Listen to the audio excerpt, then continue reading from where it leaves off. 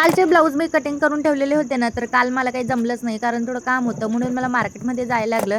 त्यानंतर ना आल्यावर घरची कामं, मग जमलंच नाही. म्हटलं आज मी ठरवलेलं होतं, की काल जे ब्लाऊज मी कटिंग केलेले होते ना 3-4 ते मला आज पूर्ण शिवायचे आहे असं. पहिलं ब्लाऊज माझं 10 वाजेपर्यंत कंप्लीट होतं. पूर्ण पफ स्लीव्ह होती आणि 3 प्रिन्स कट होता. पूर्णपणे कंप्लीट झाल्यानंतर नाही ना, मी लगेचच दुसरं ब्लाऊज घेतलं. ते पण कंप्लीट केलं. ते फुल प्रिन्स कट आहे, कप टाकलेले आहेत, कोंबडीबाई आहे आणि लटकनसुद्धा लावलेले आहेत. असं काहीसं ब्लाऊज आहे. पूर्णपणे रेडी झालेलं आहे आणि फ्रंट नेक असा व्ही नेक घेतलेला आहे. थोडा आकारमध्ये पान आकार दिलेला आहे थोडासा नॉर्मल. त्यानंतर ना त्याच्यावरची साडी आहे ना, मी लगेचच पिको फॉल करून घेतली. म्हणजे कसं साडी आणि ब्लाऊज लगेच बाजूला घडी करून ठेवली जाते. त्यानंतर ना दुसरं ब्लाऊज घेतलं. ते पण माझं कंप्लीट झालेलं आहे. हे पण फ्रिन्ज कट आहे. फक्त याच्यात कप्स वगैरे नाही आहेत. बाकी सेम आहे. फक्त स्लीव सिंपल आहे. आणि हे सुद्धा ब्लाऊज माझं रेडी झालेलं आहे. नॉड लावल्यानंतरनं नॉड लावून याची सुद्धा साडी मी लगेचच पिको फॉल करून ठेवणार आहे. तर चला आज माझे 3 ब्लाऊज